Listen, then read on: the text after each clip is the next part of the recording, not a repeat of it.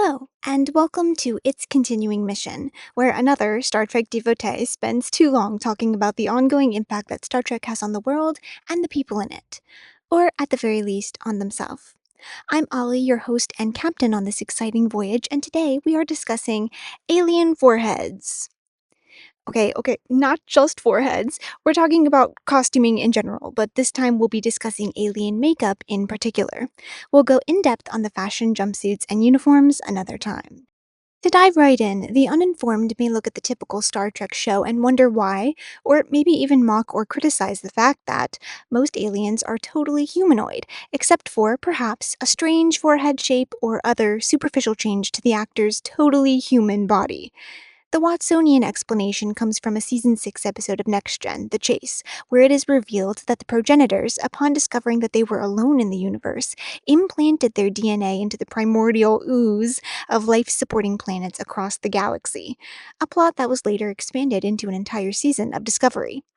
The Holmesian explanation comes down to three key reasons: practicality, budget, and empathy. Episodes of Star Trek were filmed across 7 to 10 days, and call times for main alien characters like Quark were probably around 3 or 4 a.m. The makeup artists needed that much time to get Armin into the rig. There's footage of Leonard Nimoy saying that his relatively simple costuming, the ear and eyebrow prosthetics, wig, and makeup, took either 30 minutes or 45 minutes to get into. I saw that in a video years ago, but I wasn't able to find it again to confirm. The makeup team is not an army. In order to get everyone into their costumes on time, often including a bunch of extras, the alien designs needed to be simple and could not require advanced face molding or sculpting. Even with these limitations, they of course took their art seriously. Every Klingon has different forehead ridges. The second reason, budget, should not require that much explanation. Clearly, episodes can only be so expensive. Simple makeup and costumes are much cheaper than full body prosthetics that require casting, sculpting, and painting. And don't think that advances in computer graphics automatically opens big, heavy doors that were long locked to the creative teams. They look better nowadays, certainly, but computer effects are always expensive, even though visual effects contractors bid in a sad and harmful race to the bottom for work. Graphics still require casting, sculpting, and painting. It's just that the money that used to go to buying materials now goes to tracking and rendering. The final reason I mentioned is empathy. When doing non human character work, there's a sort of rule of thumb amongst special effects makeup artists, costumers, and designers, which is leave the eyes alone. Sometimes this rule extends to the mouth as well. The reason is simple: if an actor cannot use their eyes or cannot speak easily, they cannot do their job. People connect to characters through the eyes and through the voice. If you hide these avenues, you damage the project. So, if you need a cheap, practical, and emotionally available alien for your sci fi show, the forehead really is the best canvas. And Star Trek creatives really knew what to do with it. Of course, many were just mild ridges and bumps.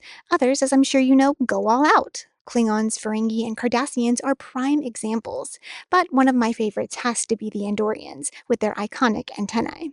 In the original series, these antennae were more to the back of the head, designed by Fred Phillips in one night, since he didn't know he was going to be designing the makeup. The antennae became even more remarkable when the look was updated for the Enterprise series, because they moved in real life, controlled via radio by puppeteers. That must have been fun for the performers and very fulfilling for the team behind such a feat. Thank you very much, Makeup Supervisor Michael Westmore. Other notable foreheads. And okay, maybe now is the time to expand beyond foreheads into alien makeup in general. Include the Trill, with spots hand painted with originally watercolor before switching to a different type of paint. Terry Farrell was quite distraught at the loss of the on-set fan that kept her watercolor spots looking nice. And another one of my favorites, the Borg. The sickly skin and cybernetics are very beautiful to me and to freaks everywhere. And of course, no discussion of cool alien makeup is complete without a Benzite mention. They were not featured frequently in the shows, 21 episodes total, but they are extremely memorable. They have blue skin, an almost catfish like face, and fascinating hands. Their breathing apparatus are not necessarily part of the makeup, but I do find them fascinating. One look that I could go either way on is the Changelings. That's Odo's species from DS9 for those who need a refresher. Odo's look is perfect to me. I love his smooth face. But when they introduce the rest of the founders, I start to question things. Odo's appearance is not his natural form, which is a pile of goo. His appearance is modeled after a humanoid, and his face is like that because he was a young, inexperienced changeling raised in captivity. He couldn't get it right. The other changelings would have been able to get a humanoid appearance right, and it would have been an excellent opportunity to invent a new look, one that makes Odo feel isolated because it's different from him. But on the other hand, one could interpret the changeling's appearance as mocking, which I do approve. I would have also liked to see Odo's humanoid appearance change and adapt as he became better at shapeshifting. Alas. And now, to answer a question that nobody asked, is Klingon makeup blackface? Blackface is a disgraced performance art revolving around white people darkening their skin and acting out offensive stereotypical caricatures of what racists think black people are. Yellowface is another angle of this, where Asian people are the butt of the joke. And that may be the best term to use for this particular discussion, since the first description of Klingons in the original series script was Oriental, which itself is now sometimes considered an offensive term. And yes, the original Klingons had stereotypically Asian facial hair and skin darkened with, gasp, shoe polish. Plus, they were unequivocally villains in an America not even 3 decades removed from Japanese internment camps, of which Star Trek actor George Takei was a victim.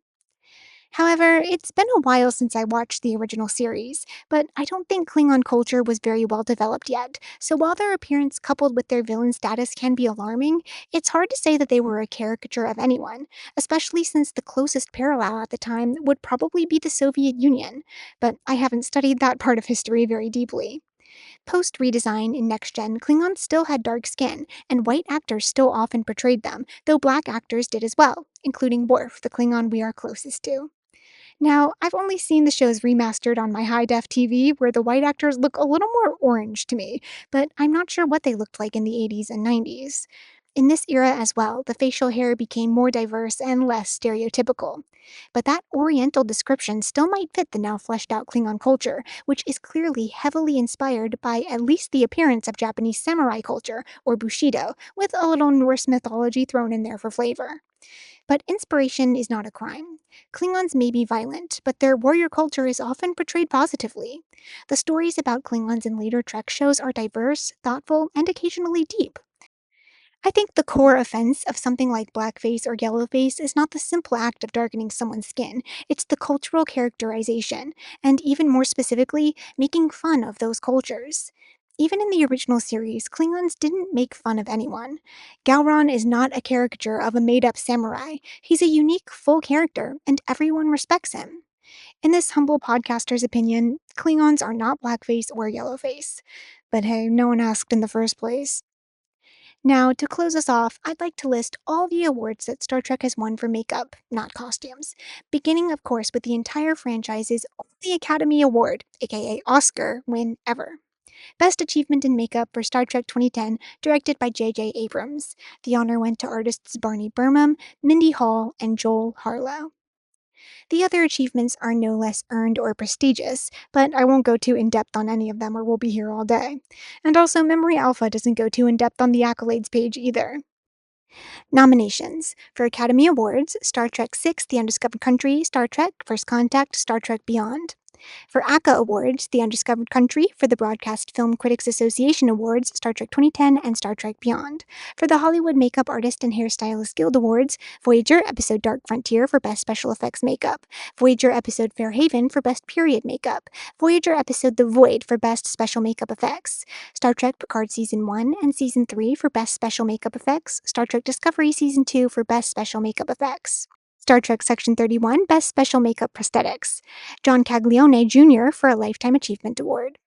And for Saturn Awards, Star Trek The Motion Picture, Star Trek II The Wrath of Khan, Star Trek IV The Voyage Home, Star Trek VI The Undiscovered Country, Star Trek First Contact, Star Trek Insurrection, Star Trek Nemesis, my favorite of the Next Gen movies, all for Best Makeup. And wins. For Hollywood Makeup Artist and Hairstylist Guild Awards, Star Trek Discovery Season 4, Best Special Makeup Effects. For Nebula Awards, Star Trek 2010 won Best Makeup, and Star Trek Beyond won Best Film Makeup. Thank you for joining me for this episode of Its Continuing Mission. I hope you'll come back to explore more of the familiar old world of Star Trek with me soon.